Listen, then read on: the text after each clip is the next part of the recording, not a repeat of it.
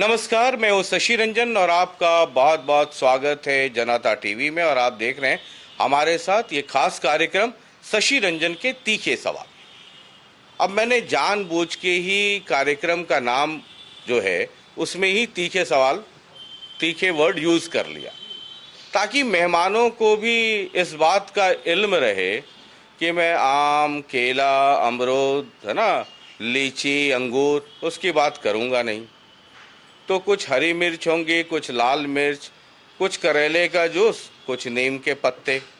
अब वैसे भी करेले का जूस, नीम का पत्ता ये मेहमानों के लिए, स्वास्थ्य के लिए भी बड़ा अच्छा रहता है, बीपी सीपी कंट्रोल में रहता है। और वैसे भी जहाँ चुनाव हो वहाँ तो बीपी कंट्रोल में रहना ही चाहिए।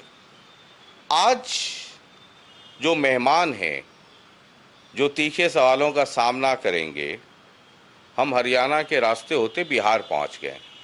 अब बिहार में चुनाव है, नीतीश कुमार मुख्यमंत्री हैं, और जब भी नीतीश कुमार राजनीतिक तौर पे संकट में होते हैं तो कुछ लोग फ्रंट लाइनर होते हैं जो डिफेंस में सामने आते हैं। वो पूरी एक सेना है। आप इनको हमेशा बहुत ही एग्रेसिव तौर पे नीतीश कुमार या जनता दल यूनाइटेड को डिफेंड करते हुए आपने देखा होगा टीवी पर, बहुत ही परिचित चेहरा। अब मैं इतना इसलिए कह रहा हूं कि जब मैं इनसे बातचीत करूं, जब तीखे सवालों का सामना ये करेंगे, तो आपको इस बात का इल्म होना चाहिए कि जो ये कह रहे हैं वो कितना महत्वपूर्ण है। पिछले 20 वर्षों में बिहार में बहुत कुछ बदला है। 20 वर्ष पहले मेरी भी पोस्टिंग थी यहाँ, और पार्टियों में कई नए लोग आते हैं जाते हैं, लेकिन आज के मेहमान समता पार्टी वाले ज़माने से हैं। एक पीके सिन्हा हुआ करते थे, बहुत पुरानी कहानी है। जब राष्ट्रीय जनता दल से अलग हुए, तब तो जनता दल था और फिर समता पार्टी बनी, और फिर जॉर्ज फर्नांडिस आए। बड़ी लंबी कहानी, कभी विस्तार पे उससे बातचीत करूंगा। अब आप समझ गए होंगे थोड़े बहुत कि आज के हमारे मेहमान हैं जनता दल यूनाइटेड के मुख्य प्रवक्ता हैं, एमएलसी हैं नीरज कुमार जी। बहुत बहुत स्वागत। धन्यवाद। बड़ा लंबा चौड़ा इंट्रोडक्शन देना पड़ता है। इन 20 वर्षों में बहुत कुछ बदला है। बदलाव तो एक सतत प्रक्रिया का हिस्सा है जी। लेकिन सच में यह महत्वपूर्ण है कि कोई भी व्यक्ति राज्य का मुख्यमंत्री 20 वर्ष रहे और जनता उसी से उम्मीद लगा के बैठी है। एंटी इनकम्बेंसी जिसको कहते हैं नेता के नाम पर, वह अगर आप गांव इलाके में कहीं जाइएगा तो लोग जरूर विरोधी भी कबूल करता है कि नीतीश कुमार जी ने काम किया है। उम्मीद भी इन्हीं से है। तो ये भी तो लोग कहते हैं ना नीरज जी कि नीतीश कुमार को कुछ ईश्वरीय आशीर्वाद भी प्राप्त है ना। सदन में नंबर ज्यादा हो कम हो, इधर हो उधर हो, नीतीश कुमार सबके हैं। एक पोस्टर लगाया था ना आपने, नीतीश कुमार सबके हैं, नंबर कम हो ज्यादा हो, मुख्यमंत्री अगर कोई होगा तो वो नीतीश कुमार होंगे। ये कौन सा फॉर्मूला है, जादू है? ये फॉर्मूला ये इस बात के लिए जाना जाता है कि नीतीश कुमार जी की जो राजनीतिक कैरियर है एज ए मुख्यमंत्री, मैं केंद्रीय मंत्री के रूप में नहीं देख रहा हूँ, तो आप देखिए कि राजनीति की भीड़ में अलग व्यक्ति ये है। जैसे आमतौर पर पार्टियां घोषणा पत्र लागू करती है, नीतीश कुमार जी ने निश्चय लागू करना शुरू किया। और नीतीश कुमार जी कुछ मामले में निर्मम है, इसको निर्मम कहता है। अगर गलत किया है उसका साक्ष्य मिल जाएगा तो उसको कोई बचाने वाला नहीं मिलता है। तो नीतीश कुमार जी के व्यक्तित्व की यह खूबसूरती है कि सामाजिक सद्भाव कायम रहे, धार्मिक सद्भाव कायम रहे।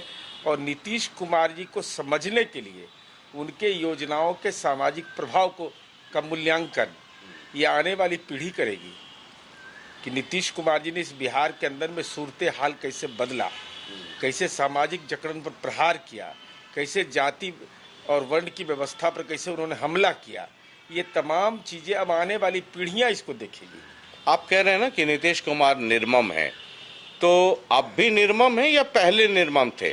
क्योंकि मैं उसका एक रेफरेंस आपको बताता हूँ। जब नीतीश कुमार मुख्यमंत्री बने है ना, लंबे अरसे तक मेरी पोस्टिंग भी पटना में रही।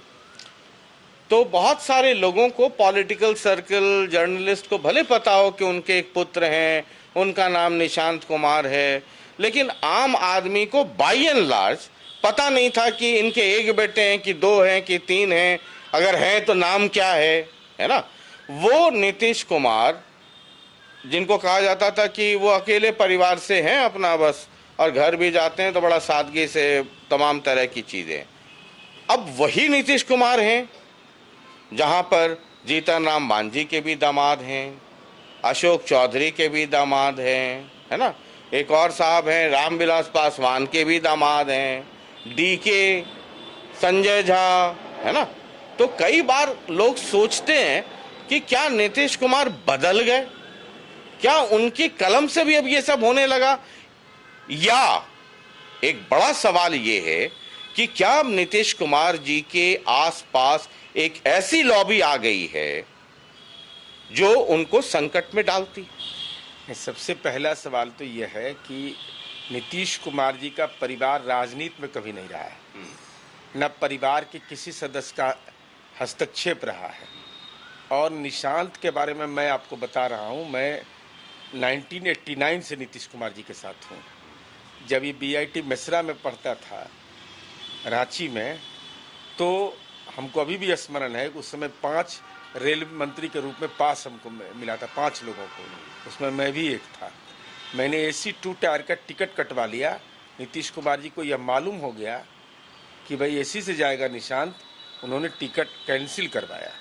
दूसरा उदाहरण, रेल मंत्री रहते, नीतीश जी जब उससे मिलने गए तो रेल मंत्री का काफिला नहीं गया मिलने के लिए, एक उनके मित्र थे जो इंजीनियर थे रांची में, उनका मारुति कार था उस समय, उसी से गए थे मिलने। खैर ये तो उनके व्यक्तिगत जीवन का पक्ष है, मैं उस पर नहीं बोल रहा। अब गठबंधन की राजनीति तो यथार्थ है, लेकिन व्यक्ति खुद अपने आप को ईमानदार रखे, यह जरूर नीतीश कुमार जी की कवायद रही है, और उसमें नीतीश कुमार जी सफलतम व्यक्ति माने जाते हैं। अपने अगल बगल राजनीति का कोई औरा ऐसा विकसित, अब बहुत लोग को भ्रम है कि हम बहुत नज़दीक हैं, बहुत लोग को भ्रम रहता है, मैं जानता हूँ। अब पता चला कि भ्रम का निवारण हुआ ना, तो उनको एहसास नहीं हुआ कि नीतीश कुमार जी ने साइलेंट ऑपरेशन कैसे कर दिया। दिख तो नहीं रहा ऑपरेशन अभी, क्योंकि आम लोगों में बड़ी चर्चा है कि वो नीतीश कुमार जिनके बेटे के बारे में लोगों को जानकारी नहीं थी कि एक बेटा है कि 3 है कि 2 है, तो नाम क्या है, क्या कर रहा है, मतलब पॉलिटिक्स से और सीएम हाउस से इतना दूर रखा जाता था उन लोगों को। उसी साम्राज्य में दामादों की झड़ी लग गई। नहीं, देखिए उसमें है क्या ना, अब कोई कह देता है कि RSS कोटा से है, तो ये आप कह सकते हैं ना भाई, जनता दल ने तो नहीं कहा। अरे तो जनता दल उन्हीं के ससुर कह रहे हैं। नहीं, वो ससुर कहते रहते, हम कहते कि हम मुस्लिम लीग के प्रतिनिधि हैं, तो हमको अधिकार है। जनता दल के प्रदेश अध्यक्ष ने बोला, कार्यकारी अध्यक्ष ने बोला, राष्ट्रीय अध्यक्ष ने बोला, राष्ट्रीय प्रवक्ता ने बोला, प्रदेश प्रवक्ता ने बोला, किसने बोला? अब आप कुछ भी बोलते रहिए तो आपका विशेषाधिकार हो सकता है, लेकिन पार्टी तो नेतृत्व से चलता है। इसलिए अब मैं उसी पर आ रहा हूँ। अब अपने तरफ से अपनी मार्केटिंग करना, ये राजनीति का एक अलग गुण होता है।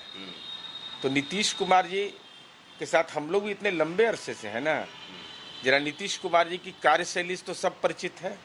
नीतीश कुमार जी ने कभी बोला, नीतीश कुमार जी की चुप्पी ही राजनीति होती है। दाएं देखे तब राजनीति, बाएं देखे तब राजनीति, बिहार की जनता जानती है। इसलिए एहसास लोगों को हो जाएगा, ये भरोसा रखिए। तो उम्मीद करें कि आप जो कह रहे हैं ना कि सेल्फ मार्केटिंग है ना, तो आपके ही जनता दल यूनाइटेड में जो पहले कभी नहीं होता था, ये कहा जाता था कि one and only Nitish Kumar है ना, अब कई लोग हो गए। ना, कई लोग हैं, उधर संजय झा हैं, इधर मार्केटिंग तो ये है कि आपकी पार्टी के, आपकी सरकार के मिनिस्टर डीएम को गाड़ी में बैठा करके शहर में घुमाते हैं। अब ये परसेप्शन कि देखो ये डीएम सीएम तो सब अपनी जेब में है, हम तो जी सरकार हैं, और दामाद जो है वो RSS कोटा, यानी कि बिहार सरकार में आयोग में बहाली अब कोटा के आधार पे होने लगी। हम बोलना नहीं चाहते थे, मैं तो जानबूझ के बोल रहा हूँ कि आप बोलिए, क्योंकि आपके बोलने का महत्व है। मैं बोल रहा हूँ, उनको भी याद रखा जाएगा जो शांत बैठेंगे। हमको यह बताना पड़े कि हम नीतीश कुमार जी के साथ है तो मेरे राजनीतिक जीवन को लानत है। यह भी बिहार की जनता जानती है कि विधान परिषद के 6 महीना सदस्य नहीं रहे, यह भी एहसास है लोगों को, है ना। हमारे मैंने माननीय मुख्यमंत्री जी से अभी बात हुआ, रूम से निकले हैं, अब बाहर में बोल रहे हैं कि हमको मुख्यमंत्री जी से बात हुई है। अंदर में क्या बात हुई तो कोई नहीं जानता है भाई। ये सीधे तौर पर सीएम नीतीश कुमार जी का, ये अलग अलग पार्टी अपने अपने स्तर से नाम देती है, लेकिन हमारा जनता दल यू की ओर से नाम गया है तो कोई दिखावे हमको, है कागजात किसी के पास तो दिखाए भाई। जनता दल यू के आयोग में तो नाम जाएगा, एलजेपीआर का जाएगा, हम का जाएगा, बीजेपी का जाएगा, हमारी पार्टी से नाम नहीं गया है। अब कोई दावा करे, अब आरएसएस सांस्कृतिक संगठन है, आरएसएस भारतीय जनता पार्टी का मातृ संगठन है, तो शरीर है जदयू में और आत्मा बसल है आरएसएस में। आरएसएस स्पोक्स पर्सन आपको बना दिया है, अरे स्पोक्स पर्सन नहीं ना बनाया है भाई। तो आप तो अपने बयान से अपने फंस गए। होता है नहीं कि आदमी हड़बड़ी में डिफेंड करने में फंस जाता है, तो फंस गए अपने से भाई। आरएसएस का अगर कोई बात कहना होगा तो भारतीय जनता पार्टी बोलेगी, हमारे गठबंधन का सहयोगी दल है। लेकिन अब जनता दल यू अगर बोले का कोई कार्यकर्ता बोले तो अपने जाल में अपने स्वीकार कर लिए। तो है कि कोई नीतीश कुमार शांत रहेंगे या कोई, मतलब थर्मामीटर तो मैं आपको इसलिए लगा रहा हूं कि बिहार की जनता, थर्मामीटर मैं लगा रहा हूं रीडिंग कितना तापमान है ना। क्योंकि मैं आपको आज से नहीं जानता हूं, मुझे पता है कि आप बड़ा नपा तुला कॉन्क्रीट बात करते हैं, है ना। तो ये, चूंकि इससे दो सवाल उठते हैं नीरज जी। पहला तो मैं ये पूछ रहा हूं कि क्या ये सब जो आयोग में बहाली हुई है ना, ये सब अपने परिवार में चनामृत बट गया, और जितनी बहालियां हूं, मतलब डीके ऑपोजिशन वाला डीके गैंग करते रहता है, और आप खुद साबित कर रहे हैं। उनके घर से किसी का अपॉइंटमेंट हो गया, एड्रेस दूसरा, पति के जगह पिता का नाम, है ना। ये सब बड़ा एक मिस्टीरियस सर्कमस्टांसेस हैं। हम इससे बिल्कुल सहमत है आपकी बात से कि नीतीश कुमार जी का जो वर्किंग स्टाइल रहा है, जो काम करने का तरीका रहा है, नीतीश कुमार जी को अंधेरे में रख करके इस तरीके का काम किया गया है। मैं पुनः रिपीटेडली इसको बोल रहा हूँ, क्योंकि चीफ मिनिस्टर का तो सिग्नेचर होना नहीं है, तो जानकारी तो कोई दिया नहीं, और इस ढंग का कृत्य किया गया। यह अक्षम्य अपराध है, मैं बोल रहा हूँ। अब सहयोगी पार्टी मेरा क्या करेगी उसका विषय है, वो मेरा विषय है नहीं। वो जो तय करेंगे, चूंकि 5 पार्टी है तो उसको तो अपना अधिकार है, उसमें हम लोग हस्तक्षेप करने वाले कौन होते हैं। लेकिन जनता दल यू के तरफ से अगर नाम जाता है तो निश्चित रूप से हमारे जैसे कार्यकर्ता की घोर आपत्ति होगी, सार्वजनिक आपत्ति। कोई इसमें कोई लाग लपेट की जरूरत नहीं है। जिसके बदौलत, मेहनत और संघर्ष के बदौलत हम पहुंचे हैं, तो ऐसे लोगों का कोई योगदान नहीं है, कोई योगदान नहीं है, ABCD योगदान नहीं है। पार्टी को बनाने में जिन लोगों ने अपनी भूमिका, हमारे कितने कार्यकर्ता मारे गए, शहीद हो गए, कितने लोग अपना घर परिवार छोड़ करके दिन रात नीतीश कुमार जी के लिए काम किया, वैसे लोगों की भावना पर ठेस पहुंचे, यह कतई मंजूर नहीं होता है। ठीक है, अब इसी से जुड़ा हुआ दूसरा सवाल जो आम लोगों में बहुत चर्चा है, क्योंकि नीतीश कुमार के स्वभाव को सब लोग जानते हैं, आप भी जानते हैं, उतना मैं भी जानता हूं, क्योंकि मैंने बहुत करीब से कवर किया, एक लंबे अरसे तक कवर किया। अब इसी से एक दूसरी चर्चा ये शुरू हो जाती है, जिसको लेके प्रशांत किशोर या तेजस्वी बोलते रहते हैं। ठीक है, ऑपोजिशन के लोग बोलते हैं, उनका बोलना काम है। लेकिन ये आता है कि नीतीश कुमार को की जानकारी के बिना हो गया, तो लोगों के बीच में ये एक मरमरिंग है कि क्या सही में नीतीश कुमार शारीरिक और मानसिक तौर पे कहीं कोई दिक्कत तो नहीं है, उम्र के उस पड़ाव पर हैं, सबके साथ होता है, ये बहुत ही नेचुरल है। तो क्या नीतीश कुमार स्वस्थ हैं, या उनके अस्वस्थ होने की वजह से एक लॉबी जनता दल यूनाइटेड के अंदर ही उनके आंख पे पर्दा डाल के जो मन में आ रहा है वो करवा रहे हैं? देखिए, 2 महीने में नीतीश कुमार जी ने 79 योजनाओं का निरीक्षण और समीक्षा किया है, 2 महीने के अंदर। मैं समझता हूँ कोई राज्य का मुख्यमंत्री इस एज में, और नीतीश कुमार जी 4 डिग्री से लेकर 43 डिग्री तक में काम करते हैं, कोई भी राज्य का मुख्यमंत्री नहीं होता होगा। एक एक क्षण का उपयोग करते हैं घर में अपना समय का। तो नीतीश कुमार जी अगर अचेत माना जाए तो प्रगति यात्रा के योजना का मूल्यांकन कैबिनेट से निर्णय कौन लिया? ये देश में कहीं हुआ? उदाहरण होगा। और अभी नीतीश कुमार जी प्रतिदिन कर रहे हैं। और कौन लोग आरोप लगा रहे हैं? जरा आरोप लगाने वाला का उम्र देख लीजिए। नीतीश जी से 2 वर्ष बड़ा है मंगनी लाल मंडल जी, और उनसे भी बड़ा 5 साल है या 4 साल होंगे लालू जी। यह सर्वविदित है। नीतीश कुमार जी का कोई हेल्थ बुलेटिन नहीं जारी हुआ है। कोई यह नहीं कह सकता कि नीतीश कुमार जी बीमार है, कोई मेडिकल प्रिस्क्रिप्शन है, कहीं नहीं। लालू जी का तो मेडिकल प्रिस्क्रिप्शन है। और लालू जी कम समझ पा रहे हैं, यह भी पुष्टि राष्ट्रीय जनता दल के ही लोग कर रहे हैं। डॉक्टर भीमराव अंबेडकर का फोटो लेकर गया, आपको एहसास नहीं था कि डॉक्टर भीमराव अंबेडकर का फोटो है ये, जो राजद के लोग कह रहे हैं। मैं नहीं कह रहा हूँ, राजद के लोग कह रहे हैं कि अंबेडकर साहब को उन्होंने देखा नहीं। तो देखा नहीं कि पहचाना नहीं, ये तो उनका विषय है। तो पार्टी के राष्ट्रीय अध्यक्ष उनको नहीं रहना चाहिए? तेजस्वी जी को स्पष्ट करना चाहिए ना कि अगर लालू जी समझने में दिक्कत उनको हो रही है, डॉक्टर भीमराव अंबेडकर का फोटो पहचानने में भी उनको परेशानी हो रही है, पैर उड़ तो रखना उनका सामंती तरीका रहा है, वो रहता है। तो हम कह रहे हैं इसका मतलब कि पार्टी चलाने में अक्षम है वह। जब पार्टी चलाने में अक्षम है तो आप उस उम्र में अपने आप को सक्षम बता रहे हैं। और नीतीश कुमार जी का काम बोलता है, कौन देश का राज्य होगा? क्योंकि मैं इसलिए नीरज जी आपसे पूछा मैंने, क्योंकि ठीक है, ये मैंने शुरू में कहा कि ये पॉलिटिकल पार्टीज के लोग हैं, ये बोलेंगे, इनके बोलने का काम है। लेकिन एक आम लोगों में ये चर्चा, चूंकि देखिए आपको समय हो गया 30, 35, 37 साल, मुझे कवर करते हो गया। Politics is all about perception, है ना। पूरी राजनीति जो है वो छवि पर आधारित है। आप परसेप्शन क्रिएट करते हो, और उस राज्य में जहां 2-4 महीने में चुनाव हो और पूरे देश की नज़र उस पर टिकी हुई हो, तो एक आम लोगों में ये चर्चा हो जाती है, बातचीत, है ना, चाय पीते हुए, गांव में बैठे हुए कि लगा है कि तबीयतवा ठीक ना ही, यही गुने जाए ना से सब करा लेल कहिए, कि मतलब उनसे करवा लिया तो उनकी तबीयत ठीक नहीं। ये छवि बहुत ही डैमेजिंग है। नहीं, एक यह भी छवि है गांव के अंदर।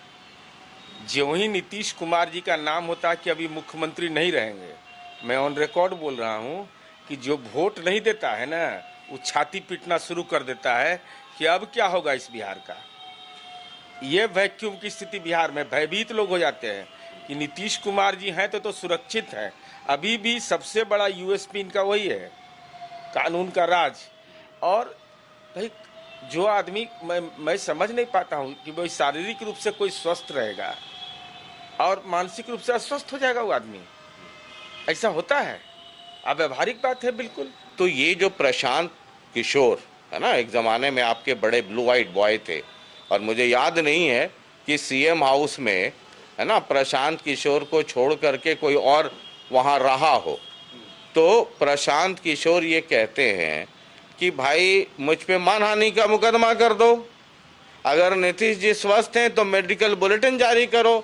वो बार बार हर सभा में वो कह रहे हैं कि एक आदमी जो मानसिक तौर पे स्वस्थ नहीं है इस उम्र के पड़ाव पे, और उनको आपने बिहार का पूरा भार दिया हुआ है, राजा बनाया हुआ है, कह रहे हैं कि मैं कह रहा हूं मेरे ऊपर मानहानि का दावा कर दो, मानहानि कर दो, मुकदमा कर दो, और नहीं तो जांच करवा के मेडिकल बुलेटिन जारी करो। ये डेली कह रहे हैं, और आप लोगों में से कोई मानहानि का दावा कर नहीं रहे। एक तो प्रशांत किशोर को क्रिमिनल मेजर एक्ट्स पढ़ने के लिए कहिए। वो ज्ञान जो देते हैं ना, डिफेमेशन का केस वह व्यक्ति करेगा जिसको आप डिफेम कर रहे हैं। तो कोई थर्ड पर्सन करेगा, वो स्वीकार नहीं होता है, कॉग्निजेंस उसका नहीं लिया जाता है। तो इतना वो जानते हैं। अरे राजनीति का फ्रॉड व्यक्ति है ना, मैं ऑन रिकॉर्ड बोल रहा हूँ। 13 कंपनियां हैं तेलंगाना की 13 कंपनियां हैं जिसका पैसा प्रशांत किशोर को मिला है चुनाव में।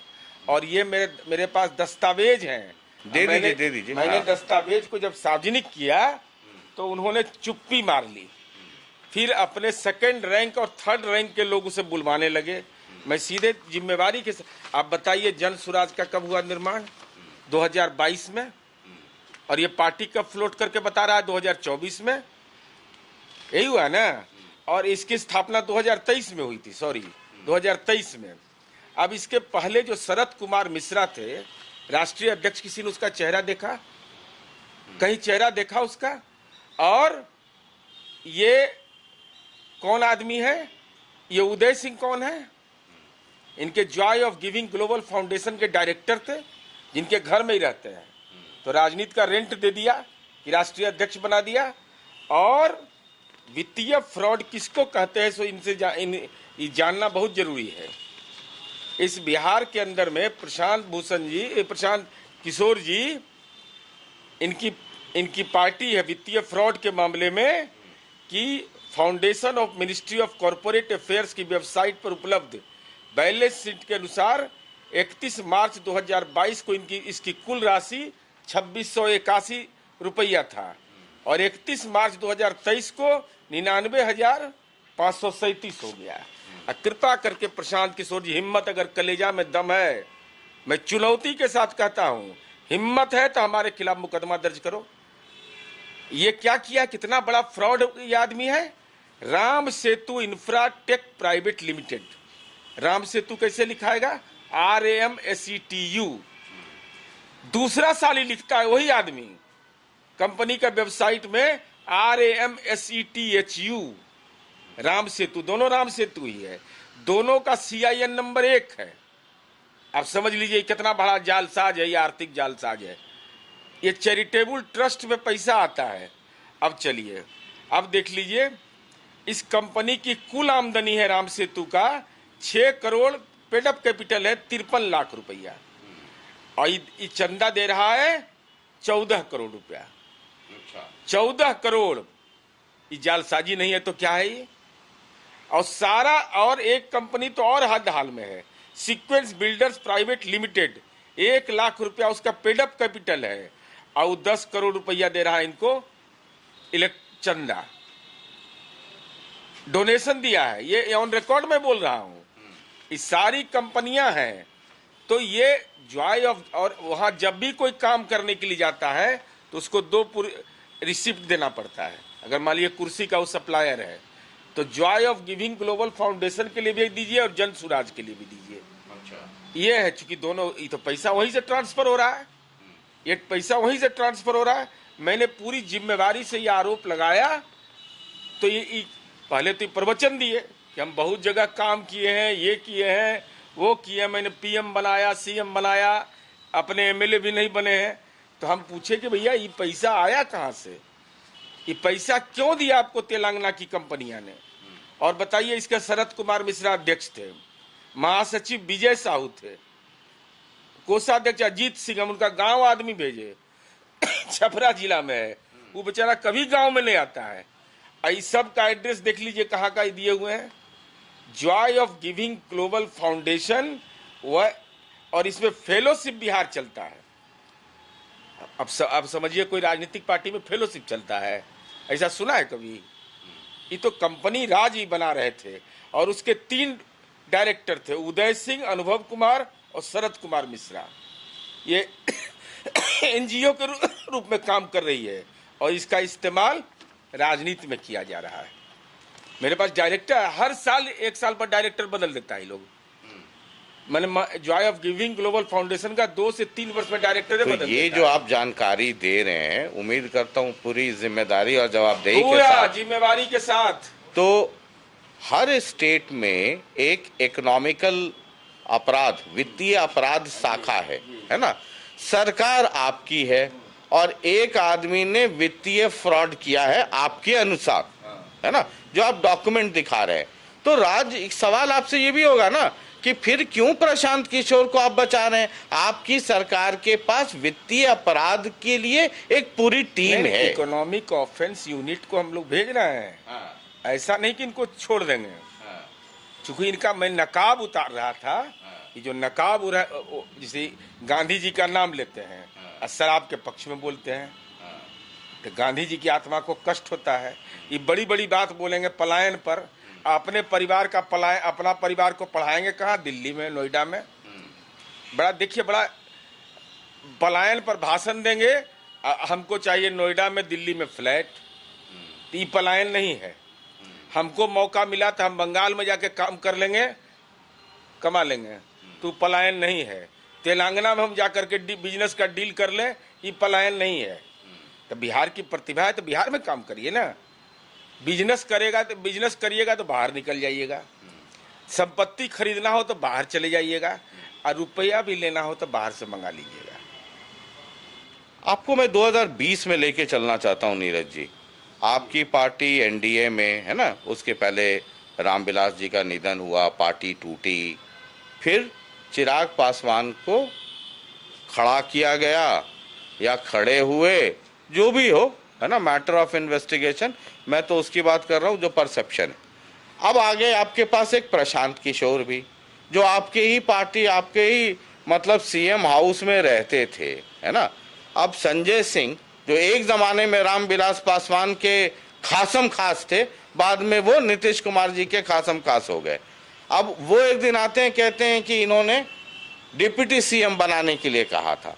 ये पॉलिटिकल गेमिक है, ये मतलब होता है ना वार पलटवार जो हम लोग लिखते हैं टीवी पे, ये वो है या सही में प्रशांत किशोर ने मांगा था? देखिए, क्योंकि आप जब बोलेंगे तो एक बात समझना बहुत जरूरी है। नीतीश कुमार जी का इस पूरे प्रकरण में आप देख लीजिए, आज के प्रकरण से भी उसको जोड़ दीजिए। नीतीश कुमार जी का धरती पर कोई माइका लाल राजदार नहीं है। प्रशांत किशोर घर में रहे, पिता तुल्य मानते थे। अब बहुत लोग मार्केट में बात बोलता भी है कि बस अभी नीतीश जी से बात हो गया है, अभी तो तुरंत बात करके सब बता दिए। पूरे घटनाक्रम को देखिएगा आप, तो कोई राजदार नहीं, एक क्लियर हो गया। और नीतीश कुमार जी ने ऐसा कोई काम नहीं किया है कि कोई राज की बात हो, ये तो स्पष्ट हो गया। प्रशांत किशोर जी भी निकल के देखे, जिनके बारे में दावा किया जाता है कि लोग बहुत निकटस्थ हैं, बहुत लोग कहते हैं। अरे आप नाम नहीं लीजिएगा, मैं ले लेता हूँ ना। अशोक चौधरी, फलाना चौधरी, संजय झा, ललन सिंह, मतलब आपको भले ही संकोच हो नाम लेने में, मुझे मतलब मैं बता रहा हूँ, मेरा तो खुला खेल फर्रुखाबादी जी। तो ये तो नीतीश कुमार जी ने स्पष्ट कर दिया अपने कार्यशैली से। प्रशांत किशोर जो आरोप लगा रहे हैं, प्रशांत किशोर को राष्ट्रीय उपाध्यक्ष बनाया गया, और हमको जहां तक स्मरण है, इनको मंत्री का भी दर्जा मिला था। हाँ था जिससे बड़ा बवाल मचा था। हाँ, तो उसमें भी अच्छे बेचारे लिए, जो किए होंगे सो अच्छा ही किए होंगे, कोई बुरा तो नहीं किए होंगे। और ये नारा लिखने का काम भी किया था, तो उसके लिए भी पैसा लिए थे लोग। ऐसा नहीं है कि कोई राजनीति में अभय दान ही दे रहे थे, किसी को दान दे रहे थे।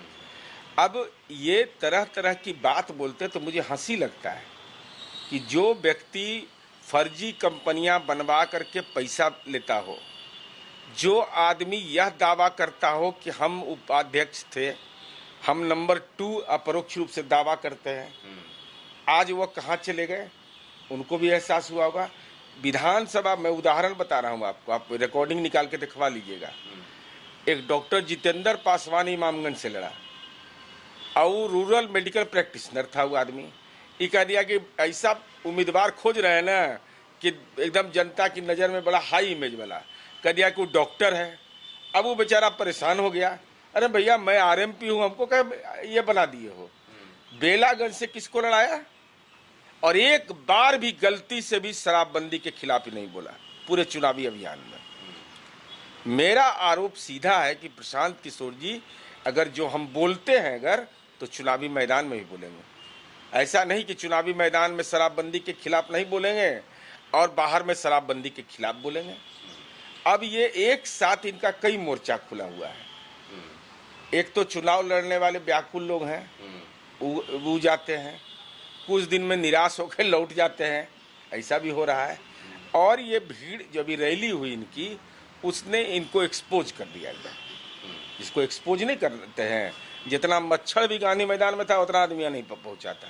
यही कहेंगे कि साधन नहीं था, सबको साधन की व्यवस्था की गई थी, लोग आए नहीं। चूंकि यहाँ लड़ाई बिहार में सीधा सीधी है, तीसरा कौन कहाँ से बन सकता है भाई, ये असंभव बात है। चलिए ठीक है, तो प्रशांत किशोर प्रकरण में ये है कि जब आप इतने, और मैं आपको बहुत गंभीरता से लेता हूँ, ये आपको पता है, तो जितने आप डॉक्यूमेंट्स दिखा रहे हैं उनके इकोनॉमिकल फ्रॉड बोलेंगे उसको, तो उसमें तो बड़ा, और हिंदुस्तान में कई नेताओं के खिलाफ ऐसे मनी लॉन्ड्रिंग के और ये केस चल रहे हैं, ये सेम चल रहे हैं कि फर्जी कंपनी बनाया, वहां से इतना पैसा यहाँ ट्रांसफर हो गया, वहां से उतना ट्रांसफर, तो सिमिलर केस है, सिमिलर केस में सिमिलर मामला बनता है। केंद्र करे ना करे मुझे नहीं पता, लेकिन हर स्टेट का अपना एक वित्तीय अपराध, इकोनॉमिकल ऑफेंस सेल है।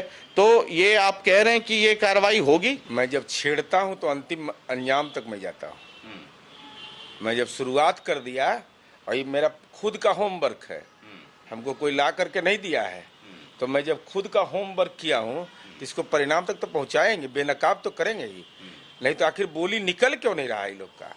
ये नहीं बोले कुछ, उस समय जब प्रेस कॉन्फ्रेंस करके मैंने बात रखा तो second man, third man, Prashant Kishor जी यूएन यूनाइटेड नेशन के सेक्रेटरी जनरल हैं, उनके ईमान पर कोई सवाल खड़ा नहीं कर सकता है, तरह तरह की बात की गई, लेकिन मुद्दा पर कोई नहीं आता है। और मैं चुनौती के साथ कहता हूँ, प्रशांत किशोर जी जिसको मर्जी करे, चार्टर अकाउंटेंट को बैठा दीजिए आप अपना, आपका तो बिजनेस उजनेस है, लॉ फर्म के जुड़े हुए लोग को बैठा दीजिए, हमारा जैसा साधारण कार्यकर्ता बैठ जाएगा, अब मीडिया के लोगों को बुला दीजिए, आप एक्सपोज नहीं होइएगा तो हमको बोलिएगा। हाँ वो ठीक है, जवाब देंगे ना, वो चैलेंज ठीक है, ये एक चैलेंज है। ऑफेंस यूनिट को ही नहीं, पूरे मामले की जांच के लिए जहां तक जाना पड़ेगा मुझे, न्यायपालिका तक, मैं छोड़ने वाला नहीं हूँ। छेड़ दिया है तो पहुंचाएंगे। तो ये निकट भविष्य में उम्मीद करें कि ये कानूनी प्रक्रिया एकदम 100 नहीं 1000% आप निश्चिंत रहिए। चलिए चैप्टर 2 पे आ जाते हैं। एक हैं young, handsome, dynamic, Mumbai return, है ना, श्रद्धेय रामविलास पासवान जी के पुत्र, केंद्रीय मंत्री, नाम चिराग पासवान। अब चिराग पासवान, मैं तो पॉलिटिकल बीट है मेरी, एंटीना खड़ा रखता हूँ, और काशीराम जी ने जब पार्टी बनाई तो सिंबल रखा हाथी।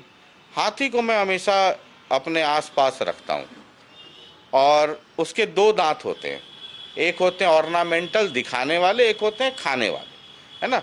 ये जो लोग कहते हैं कई बार पॉलिटिक्स में, वो होता नहीं जो दिखता है, और जो होता है वो दिखता नहीं है। अब चिराग पासवान को आप एक एक कर करके स्टडी कीजिए। 2020 में जो हुआ पूरे लोगों को पता है, 135 सीट पे लड़े, उनमें अधिकांश वो सीटें थी जो जनता दल यूनाइटेड के कैंडिडेट थे, बाकी पे नहीं लड़े, 2 4 5 6 दिखाने के लिए लड़ गए। अब आप वो कहते हैं हम बिहार की राजनीति करना चाहते हैं। उनके समर्थक एयरपोर्ट पे उतरने के पहले पोस्टर लगा देते हैं, बिहार बदलने वाला है ना, मुख्यमंत्री और फलाना और ढिमकाना। अब समर्थक, और ये कोई कितना भी प्रवक्ता, आप तो मुख्य प्रवक्ता हैं, आप कितना भी कह दें तो शशि रंजन वो आदमी नहीं है कि सर हिलाता रहेगा और आप कहते रहें, है ना। कोई ये सब जो होर्डिंग फोर्डिंग लगता है, ये शुरुआत करनी होती है। कोई समर्थक फिर पूछिएगा पार्टी से, वो जी हमारा ऑफिशियल नहीं है, वो किसी समर्थक ने लगा दिया, हर समर्थक की भावना है। ये सब 30-35 साल मैंने बहुत देखा। उसके बाद फिर उनके जो बहनोई अरुण भारती, उनका स्टेटमेंट, फिर मुजफ्फरपुर और पटना में जो गुड़िया के साथ जो हुआ, उसमें मुख्यमंत्री को चिट्ठी लिखना, उसमें हाई लेवल जुडिशियल इंक्वायरी की बात, क्रिमिनल प्रोसीडिंग अगेंस्ट कल्पिट की बात, है ना, बड़ा कड़ा कड़ा उसमें लिखा। हालांकि उसका जवाब गया नहीं गया कुछ पता नहीं है। उसके बाद एक और मसला आ गया, वो मसला आया कि उनकी नेशनल एग्जीक्यूटिव की बैठक हो गई, उसमें ये कहा कि दलितों के खिलाफ अपराध, बढ़ते अपराध पे हम आंदोलन करेंगे। उसमें था छात्रवृत्ति दलितों को नहीं मिल रहा है। अब ये सीक्वेंस मैंने आपको चिराग पासवान का बता दिया। 29 तारीख को नीतीश जी के गृह जिले में जाकर करके उनकी एक बड़ी सभा होनी है। अब वो कहते हैं कि हम तो 243 पे लड़ेंगे, हर सीट पर चिराग पासवान लड़ेगा। अब इतनी सीक्वेंस बताने के बाद आदरणीय नीरज जी चिराग पासवान को बिहार की राजनीति में कैसे देखते हैं, और वो भी तब जब हम चुनाव के मुहाने पे खड़े। देखिए, सबसे पहले चिराग पासवान जी राष्ट्रीय जनतांत्रिक गठबंधन के घटक दल हैं। यह सच है कि 2020 में हमको नुकसान हुआ, लेकिन यह भी सच है कि भारतीय जनता पार्टी को भी नुकसान हुआ। उनको नहीं 5-6 तो, सीट नहीं पे तो हुआ। तेजस्वी यादव चुनाव नहीं जीतते। राघोपुर तो सीधा उदाहरण है। तेजस्वी यादव चुनाव नहीं जीतते अगर लोजपा नहीं लड़ती तो। उसके बाद 2024 का चुनाव आया, तो 2024 के चुनाव में आदरणीय प्रधानमंत्री जी और माननीय मुख्यमंत्री जी के कार्य का ही वर्णन हुआ। उसके आधार पर 100% स्ट्राइक रेट उनका रहा। यह भी स्वागत योग्य था। 5-5 सांसद उनके जीत के आए। हालांकि देखिए, ये उनका जो तर्क रहता है, मैं तो कई डिबेट में ये कह दिया कि या तो एनडीए से हट जाइए और महागठबंधन का भी साथ मत लीजिए, फिर स्ट्राइक रेट बताइए। तो स्ट्राइक रेट तो 2020 का भी देखा जाएगा ना। बिल्कुल बिल्कुल, मैं अब आ रहा हूँ। दूसरा, आपने मुजफ्फरपुर के घटना की चर्चा की। किसी के लेटर की हमने प्रतीक्षा नहीं किया, किसी के ट्वीट की प्रतीक्षा नहीं किया। 3 घंटे के अंदर वो कल्प्रिट पकड़ा गया और उस मामले में जो भी SC/ST एक्ट के तहत जो मामला था, पोस्को का मामला था, और स्पीडी ट्रायल के लिए तुरंत हम लोगों ने निर्णय लिया और विदिन 15 डेज चार्जशीट। हमने ये नहीं देखा कि कौन लेटर लिखेंगे नहीं लिखेंगे, कौन ट्वीट आएगा नहीं आएगा। जो सरकार को सक्षम कार्रवाई करनी थी तुरंत किया। न हमने, न जेडीयू ने कहा, न बीजेपी ने कहा। लोकल एडमिनिस्ट्रेशन की वो जिम्मेवारी एक अलग मसला है, एक अलग है। लेकिन वो आपके घटक दल है। लेकिन ठीक है, चिट्ठी लिखते हैं लेट, अब बहुत लेट से आप चिट्ठी लिख रहे हैं। हाँ। ये सारा चीज होने के बाद, उसके बाद SC/ST एक्ट का डेटा मेरे पास होगा कहीं पर, अभी मैंने वो निकाल के रखा है डेटा। वो आपने देखा ही होगा ना, उनके नेशनल एग्जीक्यूटिव में ठीक है। 5 पॉइंट का रेजोल्यूशन मैं था। बता रहा हूँ, SC/ST एक्ट में ये जो स्कॉलरशिप का मामला अपडेट है, उसमें कोई पोर्टल हमारे यहाँ बंद नहीं है। मैं उसका डेटा निकाल करके एक्सरसाइज किया हूँ उस पर। मैंने देखा है कि ना, ऐसा तो कहीं कोई सूचना नहीं है। और दलित सशक्तिकरण में शशि रंजन जी, नीतीश कुमार जी इस देश के अंदर उदाहरण न है। देश का प्रथम राज्य बिहार है ना, जहां दलित जिला परिषद का चेयरमैन होता है और उसका सेक्रेटरी IAS है। दलित झंडा फहराते हैं, नेशनल फ्लैग, और चीफ मिनिस्टर और चीफ सेक्रेटरी DGP सैल्यूट करते हैं। ये देश के अंदर परिवर्तन नहीं है। दलितों की राजनीति में इससे बड़ा और उससे बड़ा उदाहरण और क्या नीतीश कुमार जी का होगा। आपने देखा होगा, अलायंस पार्टनर रहते हुए हम, रामनाथ कोविंद जी का मामला आया तो हमने कहा कि नहीं, ये बिहार के महामहिम और दलित हैं, हिंदुस्तान के प्रथम व्यक्ति के रूप में इनको नामित होना चाहिए। तो और दलितों को जो सशक्तिकरण नीतीश कुमार जी ने किया, नीतीश कुमार जी का काम बोलता है। आप चले जाइए दलित का तो हॉस्टल, ये सब चिराग पासवान जी को नहीं दिखता है। अब मैं ये नहीं कह सकता, लेकिन दलित के काम पर मैं दूसरे राज्यों से हम कंपेरेटिवली हम बहुत बेहतर स्थिति में है, बहुत बेहतर स्थिति में है। आप लोग तुलना कर ले उसका। अरे चले जाइए, बगल में पुनपुन है, दलित छात्रावास देख लीजिए, क्या जो वहाँ के बच्चों के रहने का क्या तरीका है। और जो हमारा अभी नौकरी देने के अवसर दिए हैं, उसमें दलितों का पार्टिसिपेशन देख लीजिए। तो फिर ये समझाइए ना मुझे कि ये चिराग पासवान एपिसोड है क्या। आप तो मॉर्निंग वॉक के लिए चिड़ियाघर जाते ही हैं, वहाँ हाथी देखते ही होंगे, उसका अंदर बाहर वाला दांत देख, तो मतलब बाहर वाला तो सबको दिख रहा है। नीरज कुमार जी है ना, मतलब कितनी दांत की गाय है या कितने दांत की भैंस है, ये सब तो। अरे इस सब प्रकरण के बाद तो कल आदरणीय प्रधानमंत्री जी के मंच पर से हुंकार भरे लोग ना कि 2025 में सरकार किसकी बनानी है, नीतीश कुमार जी की।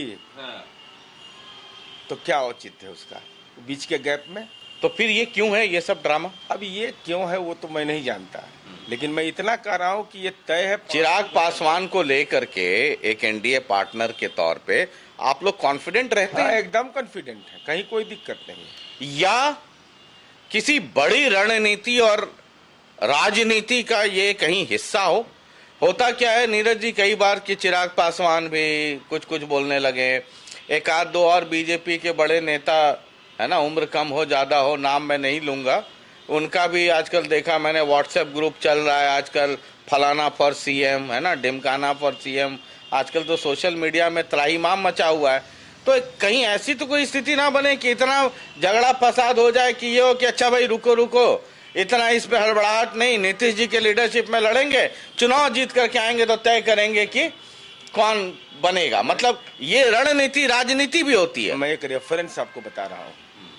शशि रंजन जी, आप सीनियर जर्नलिस्ट हैं। 2020 में हमारा 43 सीट आया था और विधायक दल भारतीय जनता पार्टी का चुना गया था एक अन्य मार्ग में, आपको याद होगा। ये पहली घटना थी। सुशील जी ने इस्तीफा दिया था और रेणु जी और तारकिशोर जी को चुना गया था। सुशील जी संचालन कर रहे थे, मुझे अभी स्मरण है। हम लोग को भी बुलाया गया था, जनता दल के लोगों की उपस्थिति में सुशील जी ने इस्तीफा दिया और नए नेता का चुनाव हुआ। वहाँ हमको जहाँ तक याद है राजनाथ सिंह जी थे, नड्डा साहब थे, भूपेंद्र यादव थे, ये सारे लोग थे। नीतीश कुमार जी ने, सुशील जी संचालन कर रहे थे, नीतीश कुमार जी ने कहा कि हमको मुख्यमंत्री नहीं बनना है, आप जिसको बनाइएगा हम आपके साथ खड़े हैं। उसके बाद 3 बार रिपीटेडली मुख्यमंत्री जी ने कहा। उसके बाद राजनाथ सिंह जी ने कहा कि आदरणीय प्रधानमंत्री जी और गृह मंत्री जी का कथन है कि आपके नेतृत्व में चुनाव लड़ा गया है, इसलिए आपको यह जिम्मेवारी स्वीकार करना होगा। और मैं ऑन रिकॉर्ड बोल रहा हूं ये बात। सुशील जी ने बिहार के बारे में पूरी बात बताई कि बिहार कैसे हुआ, फिर अपने बारे में बताया, मुझे पार्टी ने क्या सम्मान दिया, और धन्यवाद ज्ञापन जब वो किए तो मैं सैल्यूट करता हूं सुशील जी को। सुशील जी ने यह नारा तक लगाया वहां कि नीतीश कुमार जी, आप विकास पुरुष हैं, आप संघर्ष करिए, पूरा बिहार आपके साथ है। तो 43 एमएलए की पार्टी, हमारे बारे में क्या क्या नहीं कहा गया, 3 नंबर की पार्टी है, क्या है नहीं है, हम नीतीश कुमार का औरा खत्म हो गया, लेकिन नीतीश कुमार जी के 12 सांसद जीत के चले आए। तो भारतीय जनता पार्टी हमारी विश्वस्त सहयोगी है, इसको भी मानने में हमको कोई दिक्कत नहीं। और बीजेपी के नेतृत्व ने साफ साफ कर दिया है। तो कहीं कोई एनडीए में, और एनडीए के 5 घटक दल ने हर जिले में सम्मेलन कर दिया, खुले मैदान में हमने सम्मेलन करके पूरी बात रखी, इसलिए कोई कंफ्यूजन नहीं है। पॉलिटिकल एनालिस्ट है ना नीरज जी, वो अब नामी है तीखे, शशि रंजन के तीखे सवाल, तो मतलब चाह के भी मैं आम और अंगूर नहीं ला सकता। तो ये जरूर है कि शुगर कोटेड। लोग कहते हैं कि नीतीश कुमार को लेके चलना बीजेपी की मजबूरी पटना की नहीं है, मजबूरी दिल्ली की है। आज के हालात दिल्ली में हैं कि नीतीश जी और चंद्रबाबू नायडू दोनों अगर थोड़े से भी नाराज हो गए, है ना, तो वहाँ सिंहासन हिल जाएगा। अब वो दिल्ली को देखें कि पटना देखें, और दिल्ली चलाने के लिए पटना में नीतीश कुमार मजबूरी हैं। आपको इनको सलूट करते रहना पड़ेगा। जहां मन बदला, बीजेपी के लोग डरे रहते हैं। Of the record Delhi Lutyens zone में जब बात होती है तो कहते हैं कि अगर नीतीश जी नाराज हुए तो इनका तो इधर भी उतना ही अच्छा, उधर भी उतना ही अच्छा, घर से निकलना है, रोड क्रॉस करना है, उधर समर्थन मिल जाना है। तो लोग इतना चिंतित रहते हैं नीतीश कुमार को लेकर के, कहते हैं कि अभी जोखिम नहीं ले सकते हैं, और यही कारण है कि नीतीश चल रहा है। पॉलिटिकल एनालिस्ट आपका कहना सही है, लोगों को आशंका हो सकती है, लेकिन हमने बिहार के कंटेक्स्ट में, और आप नीतीश कुमार जी का लोकसभा चुनाव का भाषण निकाल लीजिए, प्रधानमंत्री जी भी रहते थे, नीतीश कुमार जी रहते थे। नीतीश कुमार जी यहीं से शुरू करते थे कि 2005 के पहले कितना हिंदू मुसलमान का दंगा होता था, यहीं से लाइन उनका शुरू होता था, पंच लाइन यही रहता था उनका, मैं जो जितना मुझे मेमोरी में है। अब यह सही है कि हम अलग हुए 2 बार, फिर साथ हुए, यह भी सच है, लेकिन बिहार को उसका लाभ मिल रहा है। तो आज तो मान लीजिए हम पर यह सवाल खड़ा कर देगा कि भाई आप जनता दल में पर डिपेंडेंट है।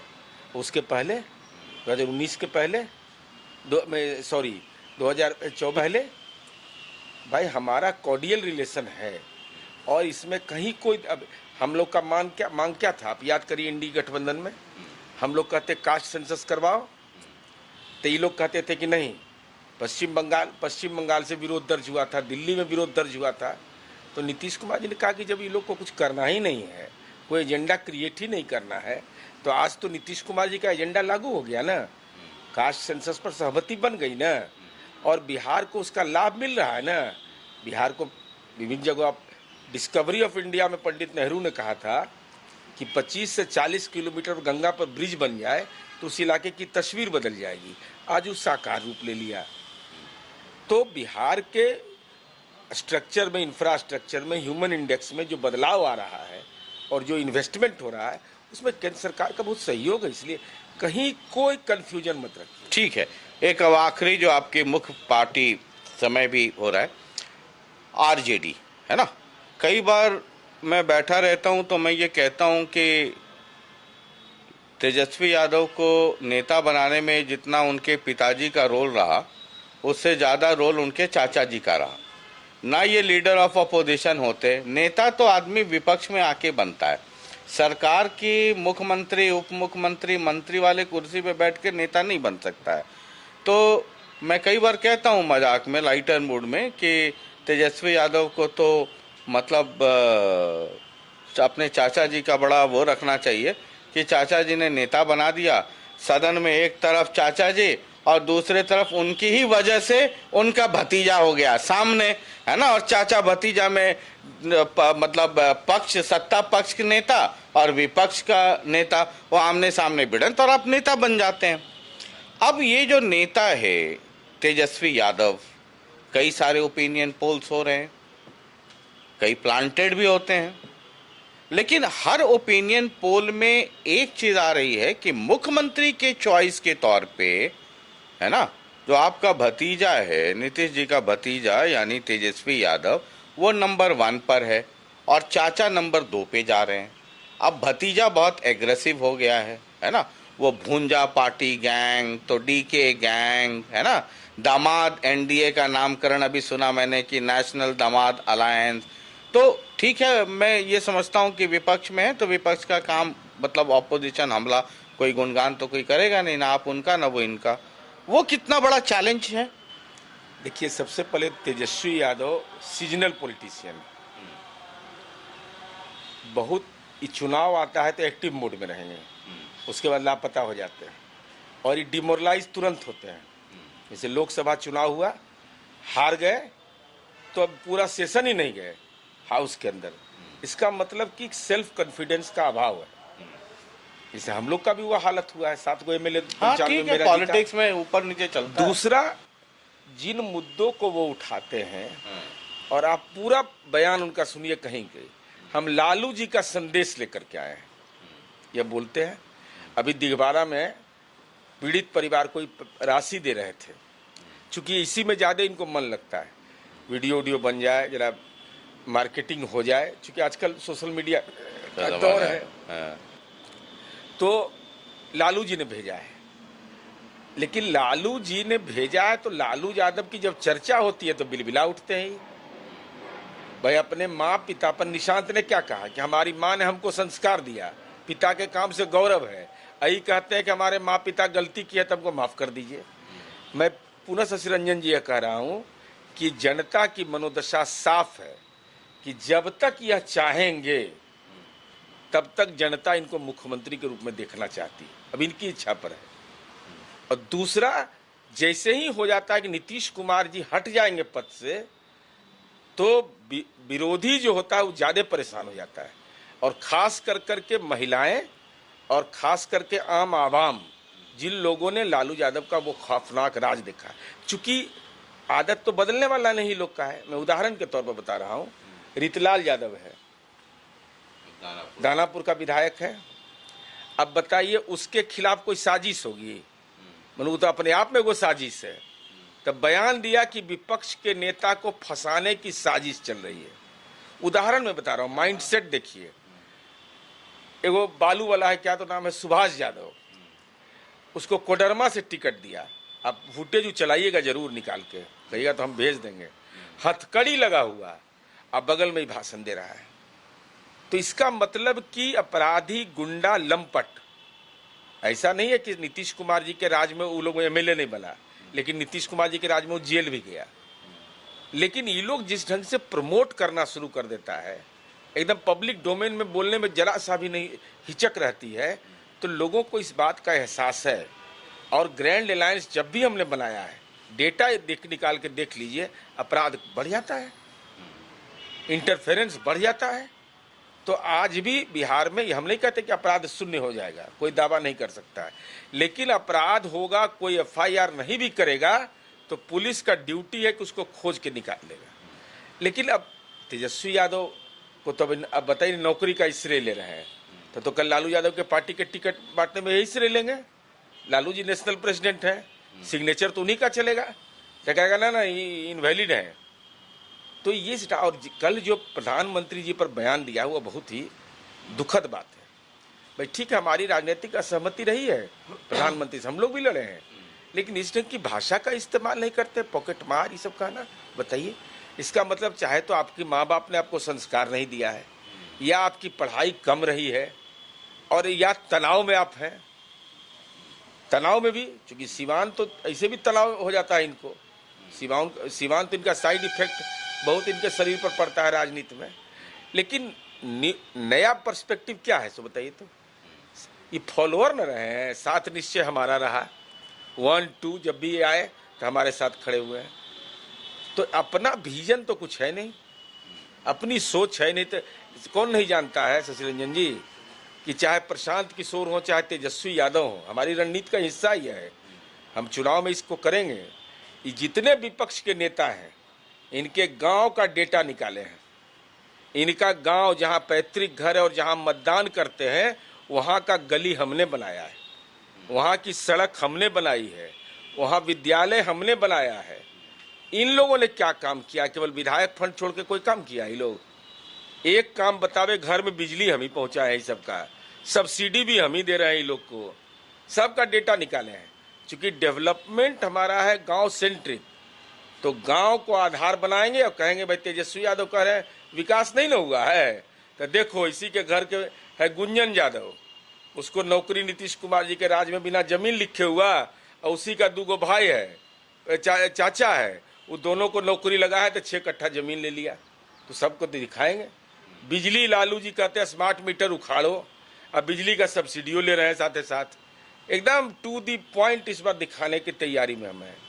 ठीक है, एक आखिरी सवाल। राजनीति में बड़ी चर्चा रहती है कि प्रशांत किशोर है ना बीजेपी के बी टीम है ना, तो इससे महागठबंधन को नुकसान होगा, लेकिन सर्कमस्टांसेस ऐसे बनते जा रहे हैं कि वो जितना ज़्यादा बोलेंगे, 2020 में चिराग पासवान वाली मोहब्बत बेइंतहा इश्क है ना, वो याद ही है। अब इस बार चिराग पासवान क्या करेंगे अभी तो देखना है, लेकिन प्रशांत किशोर की जो बेइंतहा इश्क है नीतीश कुमार से, ये मतलब इधर क्या डैमेज करेंगे महागठबंधन में, ये तो लग रहा है कि इधर ही ज़्यादा नुकसान करेंगे। देखिए प्रशांत किशोर जी इक्विटी वैन से वाले नेता है, बड़े आदमी हैं, बड़ा औरा बना के चलते हैं, जनता में औरा नहीं रहता है। देखिएगा मीटिंग वूटिंग में भीड़ उड़ जुट जाएगा, और निगेटिव पॉलिटिक्स करते हैं।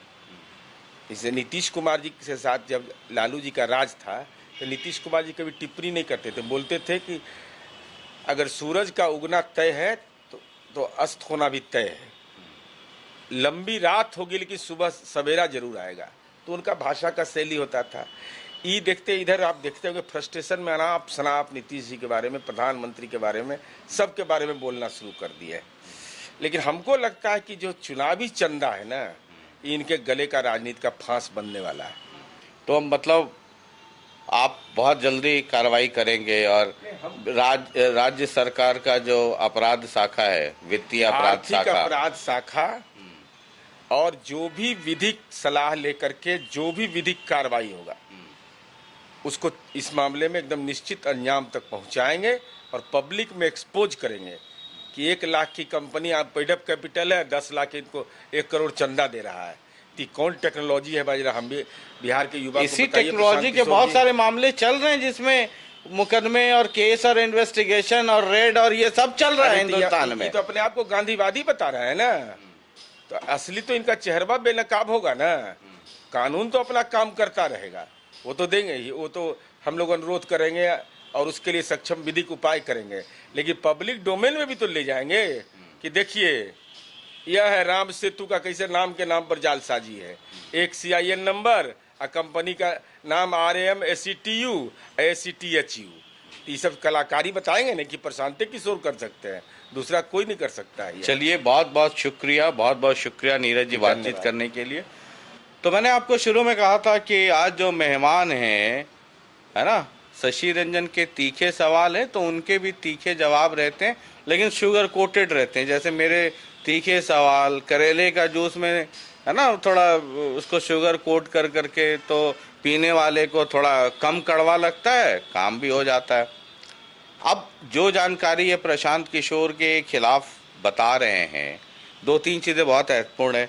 एक तो प्रशांत किशोर के खिलाफ आर्थिक जालसाजी को लेकर के कानूनी और राजनीतिक दोनों तरीके से कार्रवाई की तैयारी है। और जो सबसे महत्वपूर्ण है कि ये जो अपोजिशन की तरफ से ये जो दामाद की चर्चा हो रही है, नीरज जी मुख्य प्रवक्ता हैं जनता दल यूनाइटेड के, है ना, ये मैं बार बार बता रहा हूँ, और ये कह रहे हैं कि ये बहुत जल्द आपको बहुत कुछ देखने को मिलेगा। और जनता दल यूनाइटेड के ही कई नेता, नीरज जी नाम नहीं ले रहे हैं, मुझे क्या फर्क पड़ता है, मैं तो नाम ले ही लेता हूँ, ये कह रहे हैं कि जो सेल्फ क्रिएटेड ब्रांडिंग जो हो रही है, और जेडीयू के कुछ बड़े लोग जो मंत्री भी हैं, है ना, उनमें से एक के तो कंधे पर भी नीतीश कुमार सर रख कर करके आंसू बहा करके अपना भार हल्का कर रहे थे। वो कह रहे बताइए भाई साहब, हैं जनता दल यूनाइटेड में और स्पोक्स पर्सन आरएसएस के ये अशोक चौधरी जी हैं और भी बाकी लोग। तो मुझे लगता है कि आने वाले समय में नीरज जी ने ये इशारा किया है कि जेडीयू के अंदर भी और बाहर भी कुछ बड़ी खबरें आपको देखने को मिलेंगी। और पहली बार जनता दल यूनाइटेड के ही बड़े नेताओं के खिलाफ नीरज जी ने आवाज, मतलब मुंह खोल दिया है, और मुंह खोला है तो समझिए ऑपरेशन जल्दी हो जाएगा। बहुत बहुत शुक्रिया, नमस्कार। लगातार देखते रहिए जनता टीवी बिहार, और एक के बाद एक अगले एपिसोड में एक और मेहमान, उनसे भी पूछेंगे शशि रंजन के तीखे सवाल। और 22 नवंबर तक चुनाव, मतलब पूरी प्रक्रिया हो जानी है। और मतदाताओं से मैं हमेशा कहता हूं, जैसी प्रजा वैसा राजा। सिर्फ वोट दे के सो मत जाइए। ये जो नेता बड़े छोटे बनते हैं, हमारे और आपके वोट से बनते हैं। वोट दीजिए, सरकार बने और 5 साल उस पर नजर रखिए, तब जाकर के कुछ बदलाव की बात आप सोच सकते हैं। बहुत बहुत शुक्रिया, नमस्कार।